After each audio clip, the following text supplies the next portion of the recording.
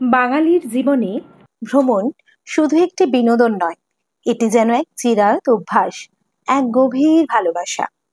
বাঙালি ঘুরতে যাওয়া মানে শুধু দর্শনীয় স্থান দেখা নয়, এর সাথে জড়িয়ে আছে নতুন অভিজ্ঞতা সঞ্চয় করা, অচেনা মানুষের সাথে পরিচিত হওয়া আর প্রতিদিনের একঘেয়েমি থেকে ক্ষণিকের জন্য মুক্তি পাওয়া। পরিবারের সাথে বা বন্ধুদের সাথে বেরিয়ে পড়লে নতুন করে সম্পর্কের বাঁধনগুলো আরো মজবুত হয়। ভ্রমণের সময় আমরা নিজেদেরকে নতুনভাবে আবিষ্কার করি, নিজেদের ভেতরে চাপমুক্ত সত্তাটিকে খুঁজে পাই। ফিরে আসার পর এই স্মৃতিগুলি আমাদের মনকে অনেক দিন তরতাজা রাখে। শিলিগুড়ি বা নিউ জলপাইগুড়ি স্টেশনে ট্রেন নামলেই যেন মনটা কেমন হালকা হয়ে যায়। বাঙালির জীবনে পাহাড়ের এক অন্যরকম টান। কর্মব্যস্ত জীবন থেকে ক্ষণিকের বিরতি নিয়ে পাহাড়ের কোলে আশ্রয় খোঁজা বাঙালির চিরায়ত অভ্যাস। আমরাও তার ব্যতিক্রম হয়নি, আমরাও বেরিয়ে পড়েছি, চলে এসেছি শিলিগুড়ি স্টেশনে। এবার দেখা যাক কোথায় যাচ্ছি আমরা, দেখতে থাকো। পাহাড় মানে শুধু প্রাকৃতিক সৌন্দর্য নয়, বাঙালির কাছে এক নস্টালজিয়া।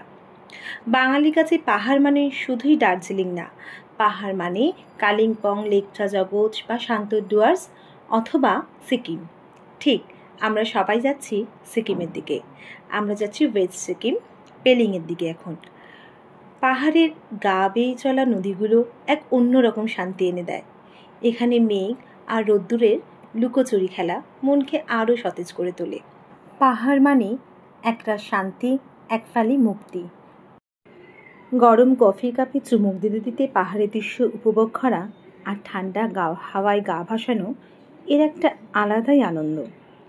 আমরাও অপেক্ষায় আছি কখন হোটেলে যাব, আর এই যেতে যেতেই এই মনোরম দৃশ্যটাকে আমরা অনেক সুন্দর করে উপভোগ করছি।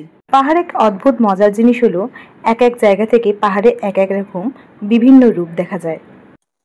তিস্তা উত্তরবঙ্গের শুধু একটি নদী নয়, এটি এই অঞ্চলের জীবনরেখা। তিস্তার জল কখনো শান্ত, স্ফটিকের মতো স্বচ্ছ, আবার কখনো বর্ষার সময় তার রুদ্ররূপ ধারণ করা। হিমালয়ের কোলে জন্ম নিয়েছে এই নদী আর বয়ে চলেছে পাহাড়ের গা বেয়ে। এই নদীর ধারে মাছ ধরা থেকে শুরু করে রাফটিং মানে রিভার রাফটিং, তিস্তা নদীকে নিয়ে গড়ে উঠেছে নানা ধরনের জীবিকা ও বিনোদন। আমাদেরও ইচ্ছা ছিল রাফটিং করার, বাট কোনোভাবেই এইবারে আমাদের আর সেটা হয়ে ওঠেনি, বাট দূর থেকেই সেটাকে আমরা উপভোগ করেছি। সিকিমে ঢোকার মুখে সিকিমের চেকপোস্টে আমাদের গাড়ি থামিয়ে প্রয়োজনীয় কাগজপত্র এবং যেমন আইডি প্রুফ এবং গাড়ির পারমিট আছে কিনা সেটা যাচাই করে নিয়েছিল, এবং আমরা চেকপোস্ট পেরিয়ে আমরা এগিয়ে চলেছিলাম আমাদের গন্তব্যের দিকে। পাহাড়ি রাস্তা মানেই যেন এক অন্যরকম ভালো লাগা। একে বেঁকে ওপরে ওঠা পথ, একদিকে গভীর খাদ আর অন্যদিকে ঘন সবুজে মোড়া পাহাড়ের গা। এই এক রোমাঞ্চকর অভিজ্ঞতা।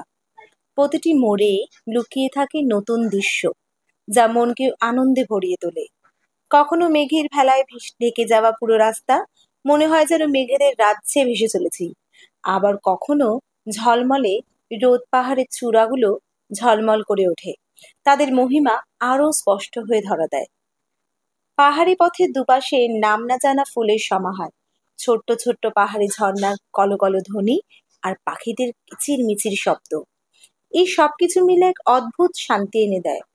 এই পথে হাঁটতে হাঁটতে বা গাড়ি চালাতে চালাতে মনে হয় যেন প্রকৃতির খুব কাছাকাছি চলে এসেছি। পাহাড়ি রাস্তা শুধু গন্তব্য পৌঁছানোর পথ নয়, এটি নিজেই এক গন্তব্য। পাহাড়ের প্রাকৃতিক দৃশ্য উপভোগ করতে করতে চলে এসেছি আমাদের গন্তব্যের রাস্তায়, মানে পেলিং শহরে। পেলিং হচ্ছে ওয়েস্ট সিকিমের সব থেকে জনপ্রিয় একটি ছোট্ট শহর।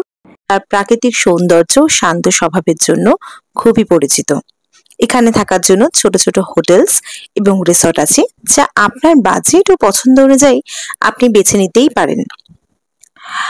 আমরা আমাদের হোটেলে পৌঁছে গেছি, যার নাম হচ্ছে হেরিটেজ। এখানে মানুষের ব্যবহার এবং আপ্যায়ন অত্যন্ত সুন্দর। আমরা সবাই জানি পাহাড়ি মানুষের মন ভীষণ ভালো হয়, তাই আমাদের লাগেজ নিয়ে আমরা আমাদের রুমের দিকে চলে যাচ্ছি। আমাকে এখানে যে রুমটি দেওয়া হয়েছিল সেটি অত্যন্ত সুন্দর। আমার রুমের মূল আকর্ষণ হচ্ছে মাউন্টেন ভিউ। হ্যাঁ, আমার রুমটা ছিল মাউন্টেন ভিউ রুম। জানলা বা ব্যালকনি থেকে তাকালেই দেখতে পাওয়া যাবে এই পর্বত শৃঙ্গ বা মেঘে ঢাকা পাহাড়ের চূড়া, যা ঘন সবুজ উপত্যকায় ঘেরা।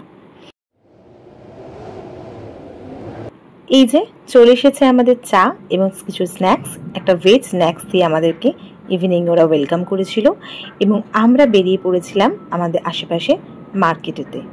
পেলিং একটি ছোট্ট শহর, মার্কেট বলতে সেরকম কিছুই নেই, বাট পাহাড়ের রাস্তায় দুধারে হোটেলস, তাদের আলোয় জ্বলে উঠেছে এই রাস্তাটা এবং সেটারই উপভোগ আমরা সেদিন করেছি।